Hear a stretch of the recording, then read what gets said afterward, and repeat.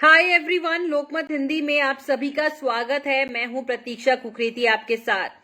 Corona के बढ़ते मामलों के बीच एक बार फिर से एक स्टॉप लग चुका है आपकी जिंदगी में। चीजें काफी कुछ रुक रही है। फिल्म इंडस्ट्री में भी एक ब्रेक सा लग गया है। कई ऐसी फिल्में हैं जो थिएटर्स में रिलीज होने वाली थी, लेकिन उनकी रिलीज डेट अब चेंज कर दी गई है। ऐसे में फिल्म रिलीज हुई है डिज्नी प्लस हॉटस्टार में, अभिषेक बच्चन की फिल्म द बिग बुल। कैसी है फिल्म, क्या है इसका रिव्यू, मैं आपको इस वीडियो में बताने वाली हूं। तो जो लोग मेरे साथ जुड़ रहे हैं प्लीज कमेंट में बताइए कि आपने ये फिल्म देख ली है अभी तक और क्या उम्मीदें हैं आपकी। तो शुरू करते हैं। अब अगर आप द बिग बुल फिल्म देखते हो और आप ये सोचे कि 1992 स्कैम जो वेब सीरीज है प्रतीक गांधी की, उसका ख्याल आपके जहन में नहीं आए तो ये पॉसिबल नहीं है। अगर 1992 स्कैम से पहले ये फिल्म रिलीज होती, जो कि होनी थी, कोरोना महामारी के चलते ये फिल्म की रिलीज डेट काफी टल गई, काफी पिछले साल रिलीज होनी थी लेकिन नहीं हो पाया। पर दोनों का एट द एंड कंपैरिजन होना ही होना है। देखिए, हम सब जानते हैं द बिग बुल जो है वो सबसे बड़े स्टॉक मार्केट के स्कैम यानी स्टॉक ब्रोकर हर्षद मेहता की जिंदगी पर आधारित फिल्म है। कैसे एक छोटा सा मामूली लड़का कैसे स्टॉक मार्केट का बादशाह बनता है, सबसे बड़ा स्कैम करता है, और सब कुछ हम उसके बारे में हमें पता ही है। और ज्यादा हमें पता चला प्रतीक गांधी की वेब सीरीज 1992 स्कैम से, जो पिछले साल ही रिलीज हुई थी। बात करते हैं अभिषेक बच्चन की। ये फिल्म इसमें वो हेमंत शाह के किरदार में है। आई डोंट नो, फिल्म कोई किसी रीजन की वजह से कुकी गुलाटी जो इस फिल्म के डायरेक्टर भी है, राइटर भी है, उन्होंने सेम कैरेक्टर नहीं दिया, हर्षद मेहता ही नाम नहीं दिया उसे। हर्षद मेहता को बिग बुल कहा जाता था स्टॉक मार्केट का। He was big bull and सब कुछ जो है, फिल्म जो शुरुआत होती है उसमें आपको इलियाना डिक्रूज एक पत्रकार के किरदार में है, जो अपनी बुक के बारे में चर्चा कर रही हैं और बताती हैं कि कैसे उन्होंने उनके स्कैम से पर्दा उठाया था। सब कुछ ऐसा सीन आता है। हालांकि वो जचती बिल्कुल नहीं है। एक चूना लगे हुए लगता है कि उनके बाल है, दो आगे की लटे, मतलब लगता है दिखाने की कोशिश की वो बहुत एजेड है वो प्रेजेंट सीन। लेकिन बात हो रही है 1990 और 1992 के बीच में, जो जिस तरह से हर्षद मेहता का राइज एंड डाउनफॉल हुआ था, वो सब के बारे में बात होती है।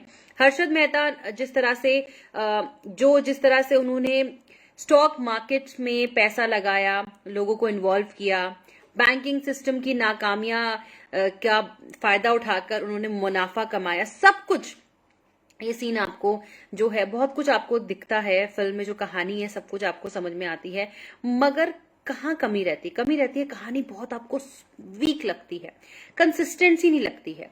अभिषेक बच्चन, मैं बार बार बोलूंगी, मैं हमेशा बोलती हूँ, वो बहुत अच्छे एक्टर है, लेकिन शायद उनको रोल उस हिसाब से नहीं मिल पाता, या फिर वो उस रोल में कंसिस्टेंट नहीं रह पाते। बात करें उनका बॉडी लैंग्वेज, उनका स्टाइल, चाल ढाल, एक टाइम पे लगता है कि हाँ वो उस कैरेक्टर में है, लेकिन दूसरे टाइम पे ऐसा लगता है वो फेल हो जाते हैं उस चीज में। गुजराती बोलने का एक्सेंट उनका समझ में नहीं आता फिल्म में, और कुछ सीन तो बहुत बहुत ज्यादा लंबे और उबाऊ है। जैसे किस तरह से रेड पड़ती है उनके ऑफिस में, घर पे, और जो जर्नलिस्ट है जिसमें इलियाना डिक्रूज जिसका किरदार निभा रही है, बहुत ही कमजोर सीन्स लगते हैं। मतलब डायलॉग्स भी कुछ बहुत अमेजिंग नहीं लगते। जब फिल्म का ट्रेलर आया तो थोड़ी उम्मीद थी कि शायद आपको कुछ स्ट्रॉन्ग कैरेक्टर की या स्ट्रॉन्ग स्टोरी लाइन समझ में आए, बट ऐसा कुछ नहीं हो पाया। दो ऑफ कोर्स फिल्म्स में यही होता है कि आप बहुत ज्यादा कंटेंट नहीं दिखा सकते एक लिमिटेड टाइम में। वेब सीरीज में ज्यादा टाइम होता है, आपके पास ज्यादा टाइम रहता है देखने का, बट फिर भी अगर हम क्योंकि कहीं ना कहीं आप कंपेयर करते हैं, आप भले दो एक्टर्स को कंपेयर ना करें बट दो कहानियों को डेफिनेटली कंपेयर करते हैं, और यहीं पर आकर जो द बिग बुल फिल्म है वो कमजोर पड़ जाती है। बहुत उम्दा कैरेक्टर्स है फिल्म में, बहुत अच्छे एक्टर्स लिए गए। सौरभ शुक्ला है, सुप्रिया पाठक है, इसके साथ निकिता दत्ता है, सोहम शाह है। जिस तरह से 1992 स्कैम वेब सीरीज में बॉन्डिंग दिखाई गई थी दो भाइयों की, इस फिल्म में वो कहीं ना कहीं लैग करता है। कहानी दोनों की सेम है, आप जानते हो ऑलरेडी, लेकिन कहीं ना कहीं बहुत चीजें हैं। फिल्म की स्टोरी लाइन वीक है, डायलॉग्स आपको बहुत वीक लगते हैं। एक्टिंग के मामले में मैं बार बार बोलूंगी, अभिषेक बच्चन ही is a wonderful actor, but वो इसमें जम नहीं पाते हैं।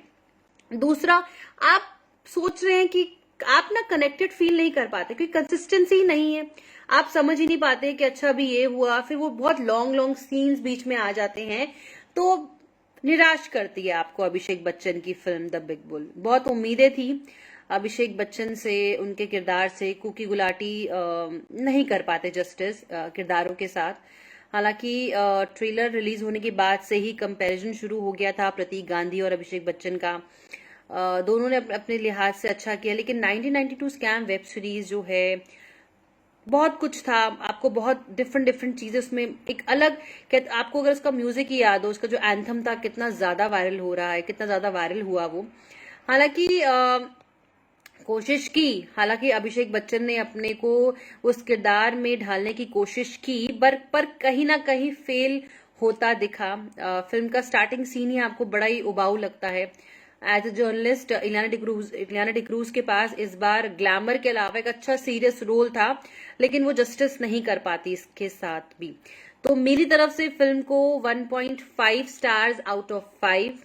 और मेरे आपको यही राय, अगर समय है तो देख लीजिए, क्योंकि आपको कुछ नया तो नहीं दिखने वाला है।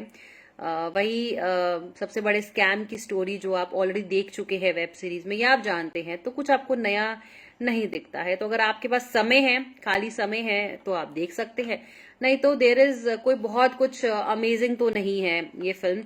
उम्मीद बहुत ज्यादा थी, लेकिन निराश करती है आपको द बिग बुल, और अभिषेक बच्चन से भी आपको निराशा होती है। तो ये था मेरा रिव्यू द बिग बुल का, 1.5 स्टार्स आउट ऑफ 5। आपने अगर ये फिल्म देखी तो प्लीज कमेंट सेक्शन में हमें जरूर बताइएगा। साथ ही देश विदेश की तमाम बड़ी खबरों के लिए आप लोकमत हिंदी के यूट्यूब चैनल को सब्सक्राइब करें।